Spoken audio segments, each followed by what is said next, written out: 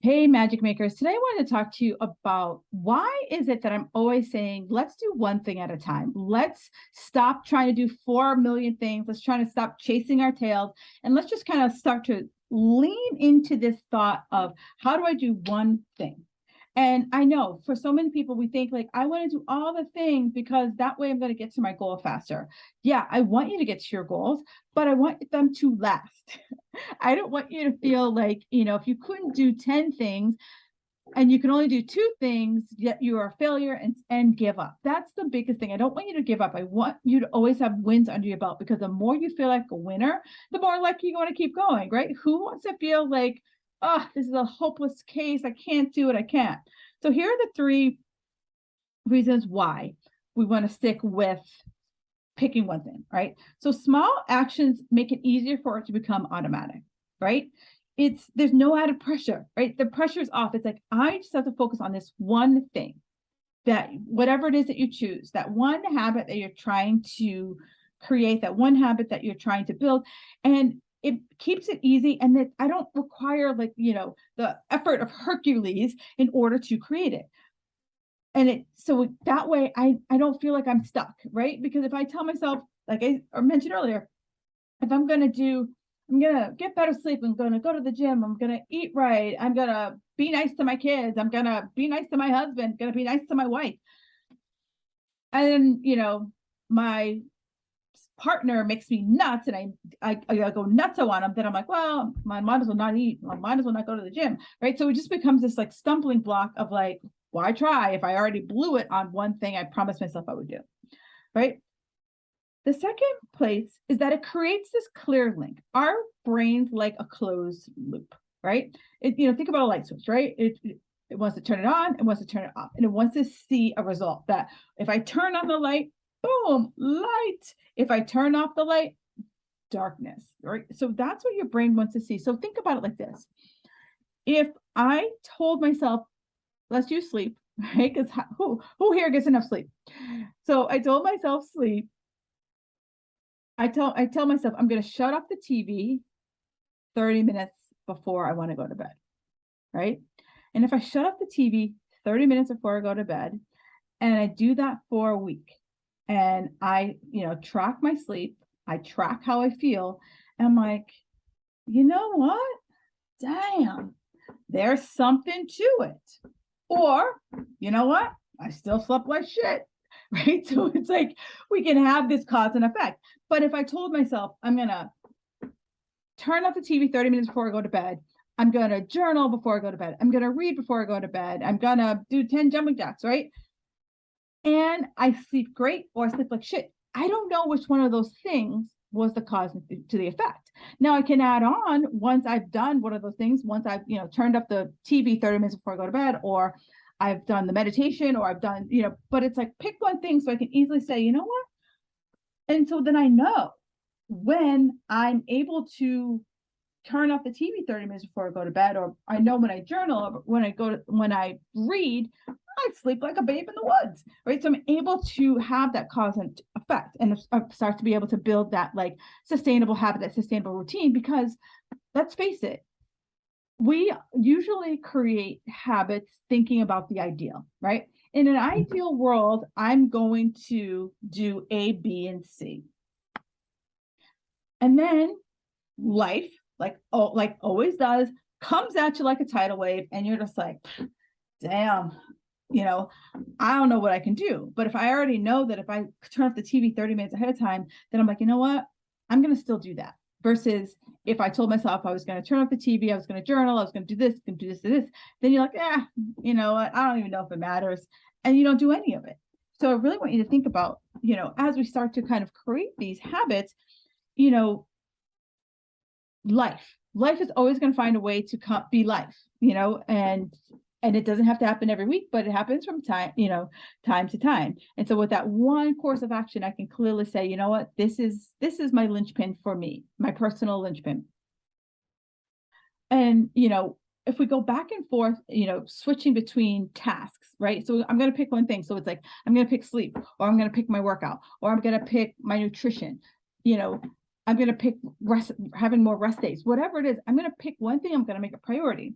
because this came up in my Fit Girl Magic Society. We were talking about time management. And this one woman's like, well, I have so many things that I'm working on right now. And I was like, well, how do you measure how far you're getting? How do you measure that you're making any progress? There was crickets. There's a pause. And so here's where, if I pick one thing, like I said, I can see if I take X action, will Y happen? And I can easily see that. But if I'm trying to work on my sleep, work on my nutrition, work on my water, work on what else? Self-care, right? If I'm trying to work on multiple things and I'm doing multiple things towards those particular goals, it's really hard for me to keep track what's actually being accomplished, right? And then then if I feel like I didn't do one of the things I said I was going to do today, then I feel like a loser. I feel like, oh, I let myself down.